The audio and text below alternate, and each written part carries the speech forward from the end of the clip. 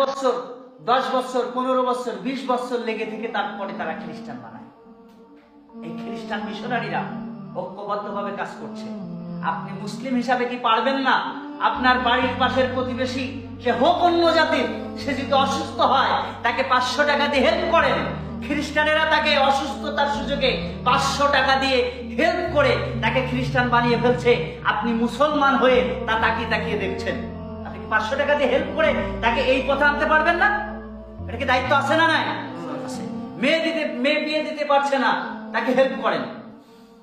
অসুস্থতা, তাকে হেল্প করেন। চিকিৎসা হতে পারছে না, তাকে হেল্প করেন। সুযোগ দিয়েন না যাতে খ্রিস্টানেরা ঢুকে পড়ে।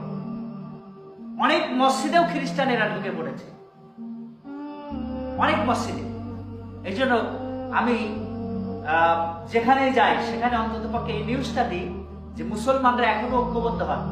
টুপি কার উঁচু, কার ছোট, কার ফাড়া পাঞ্জাবি, কার গোল পাঞ্জাবি, কে কিয়াম দাঁড়িয়ে পড়লো কি পড়লো না, এ নিয়ে মতভেদ করেন, ঐক্যবদ্ধ হন, এক থাকেন, অ্যাটিটিউড সহকারে কাজ করেন। আপনার বাড়ির পাশে যাতে অন্য কেউ খ্রিস্টান না হয়ে যেতে পারে, আপনার বাড়ির পাশে কোনো মুসলিম যাতে খ্রিস্টান না হতে পারে। আমাদের এই যে দেবীনগর, চাঁদপুর, গোবিন্দপুর, বেড়বেড়ি, এখানে অনেক মানুষ, অনেক ভাইয়েরা তারা ধর্ম ত্যাগ করে খ্রিস্টান হয়েছে। নাউজুবিল্লাহ। সেখানে কি মসজিদ নাই? সেখানে ইমাম সাহেব নাই? সেখানে আলেম নাই? তারা কি দায়িত্ব পালন করেছে?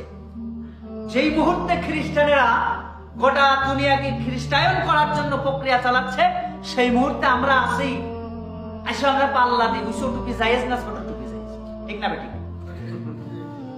হাদিসে খোঁজো, খুঁজে বের করো দিন কোন টুপি জায়েজ। বাড়ির সামনে খ্রিস্টান হয়েছে, তুমি টুপি নিয়ে বসে থাকো। এই জন্য আমি আপনাদের অনুরোধ করবো যে আমরা সবাই অ্যাক্টিভ হই, আমাদের আশপাশে একটু নজর খোলা রাখি যাতে করে এই পন্থাটা ঢুকতে না পারে। মসজিদ পর্যন্ত ঢুকে গেছে, আমি আরো হয়তো সময় পেলে নিউজ দিতাম, যেহেতু অনেক সময় হয়ে গেছে, আর কিছু বলতে চাচ্ছি না। মসজিদ পর্যন্ত খ্রিস্টানেরা সুকৌশলে ঢুকে যাচ্ছে, তারা সেখানে আসছে, প্রবেশ করছে, নামাজ পড়ছে, দীর্ঘদিন নামাজ পড়ছে, আস্তে আস্তে আস্তে আস্তে আস্তে আস্তে মুসলমানদের ইবাদত থেকে বিমুখ করে ফেলছে। এই ব্যাপারে খুব সাবধান থাকতে হবে, খুব সাবধান থাকতে হবে। এটা ইহুদিদের চক্রান্ত, যেখানে ইহুদিরা মুসলমানদেরকে, মুসলমানরা কিভাবে তাদের আচার আচরণ আকীদা দেখিয়ে অন্য জাতিকে কনভার্ট করবে, সেই দায়িত্ব খ্রিস্টানেরা নিয়ে ফেলেছে। তারা আচরণ দেখিয়ে অভাবের সময় টাকা দিচ্ছে, অসুস্থতার সময় টাকা দিচ্ছে, বাড়ি সৌর বিদ্যুৎ কিনে দিচ্ছে। একটু নজর খোলা রাখেন, দেখতে পাবো। আমি এমনি এমনি কথাগুলো বলছি না, একটু নজর খোলা রাখেন। অসুস্থতার সময় টাকা দিয়ে দিচ্ছে। আরে বাড়ি ঘর কিছুই ছিল না, হঠাৎ করে একতলা বাড়ি দিচ্ছে। লোকটা নামাজ কালাম করতে এখন বাদ দিতেছে, আছে না নেই? একটু নজর খোলা রাখেন, একটু নজর খোলা রাখেন, একটু নজর খোলা রাখেন। সে এগুলো করে ফেলছে। খ্রিস্টানেরা এটা তাদের পিছনে থেকে 8 বছর 10 বছর লেগে থেকে তারা একজন মানুষকে এই লাইনে আনছে। আপনি 10 বছর লেগে থেকে একজন বেনামাজিকে নামাজি বানাতে পারবেন? টার্গেট নেন, আর শুক্রবার এখান থেকে টার্গেট নেন। একজন মুসল্লি একজনকে বাড়াবেন, একজন মুসল্লি একজনকে টার্গেট নেবেন।